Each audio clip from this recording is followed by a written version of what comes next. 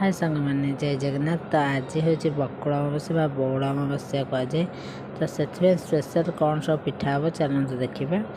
तो ये कोबी आमर कटा हो चूना भी हो जाए आण भी हो जाए। तो ये कोबी को आम भाजीदेलु जो चूना आमर होता पानी दिखाई माने सीझा है सीझा हो जंता हुए सीझा भी हुए सीझा है माँ तो चकड़ा चकड़ी करके आम जो पुर होता माने कोबी भजा हो जो पुर होता माँ ताको से पुर देती आ जो आण होता बिरी बटा होते पियाज माने अदा आउ लंका गुंड धनिया पत्र ये सब पड़ पिठा ताको भी पुर दिखाई कोबी कोबी भजा होता पुर दिखाई आमर गईठा भी जाता।